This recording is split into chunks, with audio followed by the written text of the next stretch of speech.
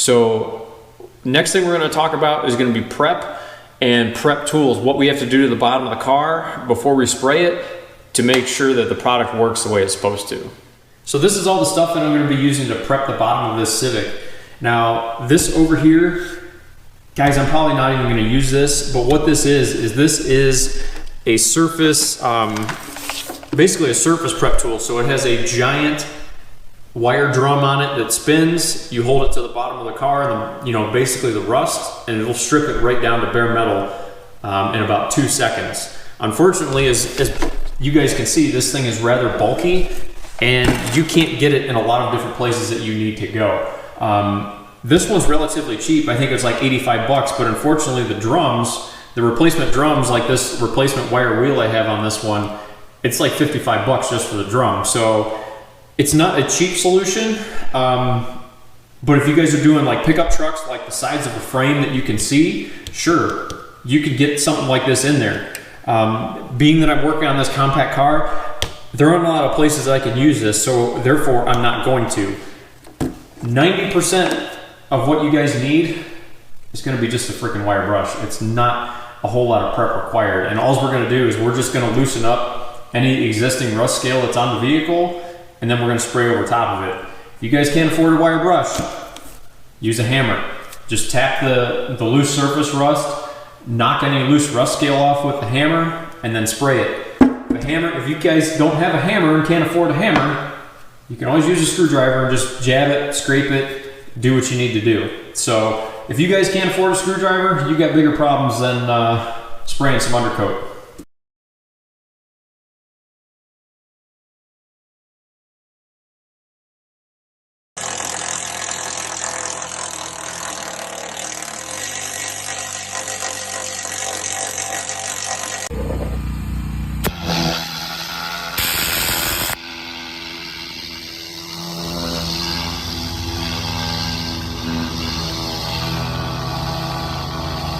So any loose rust that you guys have on the bottom of the vehicle needs to be removed. So let's say, for example, all of this rust on these gas tank straps, if I just spray over the top of this stuff and then this stuff just falls off, as you guys see, it's gonna take the coating with it.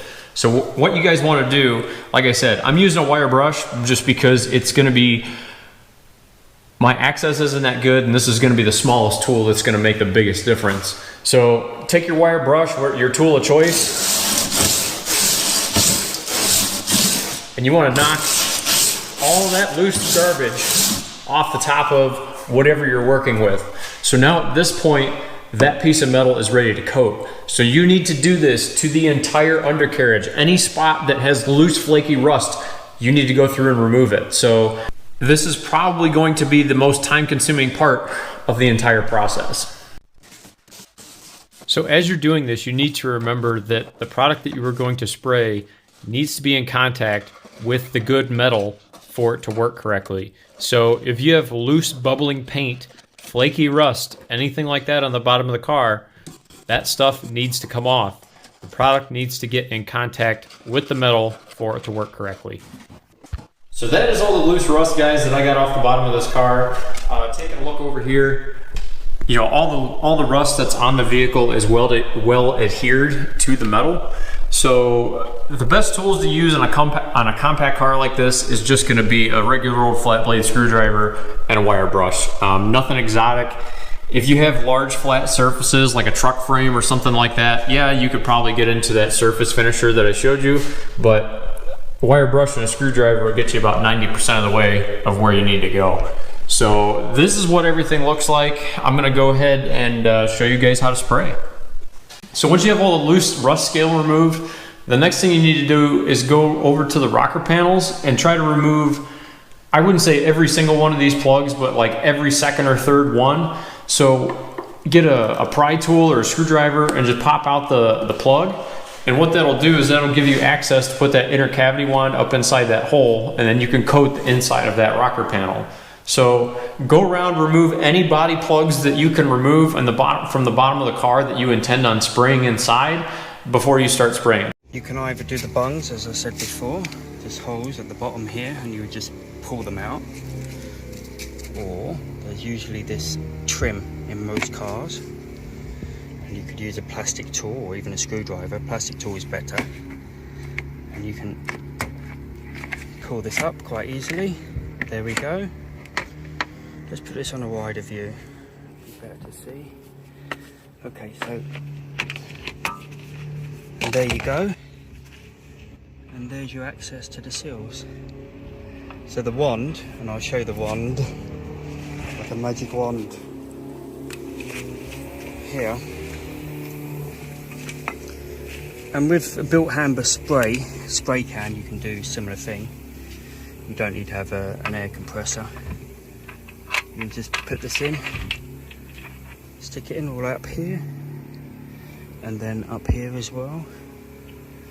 And that's perfect access. It's probably a little easier to do it this way.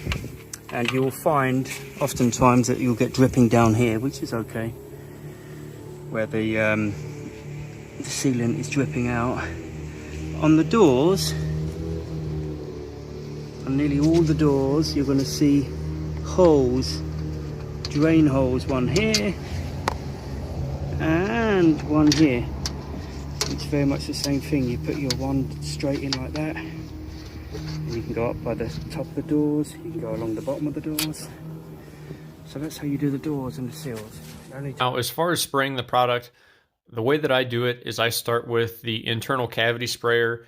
I start at the front, work my way to the back of the vehicle, and I go inside every hole that I can find with the internal cavity sprayer, spray all the internal cavities that I can. If it's a pickup truck, I make sure I hit, the tops of the bed sides and things like that above the wheel wells. And then once I have all of that done from the front to the back, I'll then put on the fan tip and start at the front again, work my way toward the back with the fan tip, and just spray the whole chassis of the car. The easiest way to tell when you're using the fan tip where you got it as opposed to where it's still dry is where it's wet, it'll have a gloss to it, and where it's dry, it'll have like a matte or like a standard finish to it. So you want the whole surface of the bottom of the car to basically look glossy, and that'll tell you whether or not you have good coverage or not. As far as the quantity that is required, obviously it depends on the size of the car you're dealing with and how rusty it is. So the more rust that's on the bottom of the car, that is more texture for the product to actually grab onto. So typically the cars that are rustier, I actually use more product than the cars that are newer, because the cars that are newer don't have that texture, and therefore they can't take as much product without it running and just falling off. So for this Civic, I use just over a quart. Typical like half-ton truck, I'll use 2 to 3 quarts. 3/4, 1-ton stuff, I'll use typically 3 to 4 quarts on something that size. So like a small car, small SUV, something like that, quart and a half, be plenty for what you need to do. One area you want to pay particular attention to is going to be behind the rear wheels, just above them, these rear wheel wells. I don't care what kind of car you're driving or what kind of vehicle you're driving, it seems like this is the #1 area for exterior rust on a vehicle. So this little Honda down here on the bottom, yep, the paint's already starting to pop. So the way that you treat this area is what you're gonna do is one of two things. First of all, you either take out the tail light. If you're working on an SUV, typically you'll pull the tail light out. There'll be a hole behind the tail light that you can then stick that inner cavity wand and reach all the way up in here. Spray inside this area and then treat it from the inside. On a car like this, what you have to do is you have to take the interior out of the trunk. And once you have the interior out of the trunk, then you have access again to the panel inside this wheel well. So it doesn't matter if you're working on a car, SUV, or a truck, it seems like the rear wheel wells always rust out in some sort of area, whether it's up here in the front or up on the top or just behind. This area, for whatever reason, doesn't matter what kind of car you're driving, they love to rot out. So this is what everything looks like underneath. As you can see, like the fuel tank straps are thoroughly coated, and like I told you guys at the beginning of the video, any moisture that's on those fuel tank straps is going to get displaced by the lanolin itself. The lanolin will take the place of the moisture and then create a barrier to keep it from rusting. So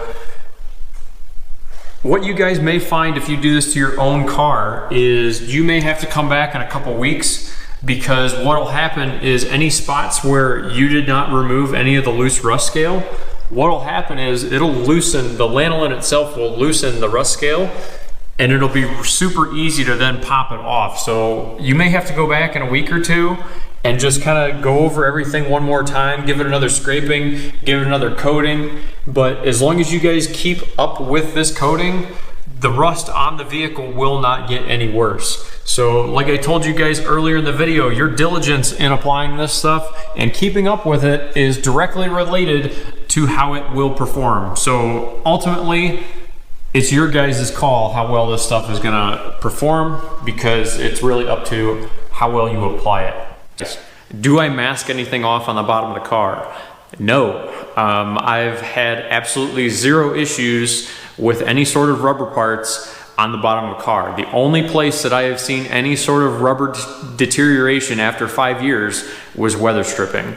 I've had no issues with bushings, nothing with brake hoses, nothing with like CV boots or ball joint boots, tie rod boots, nothing like that has swollen or degraded whatsoever. The only thing that I do not spray on the bottom of the car is going to be the exhaust, simply because it's going to burn off when it heats up, and it's going to smoke until it's completely burned off. Do I wash the bottom of the car? Absolutely not. What I do is I literally spray the bottom of the car and ignore it for an entire year until I come back and spray it again.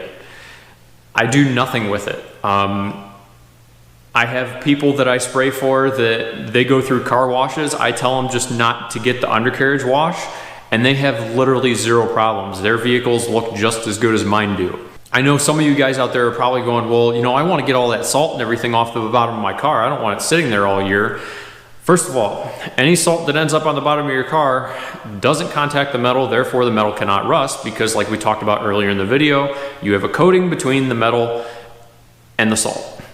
So the salt sits on top of the coating, never touches the metal, therefore the metal cannot rust.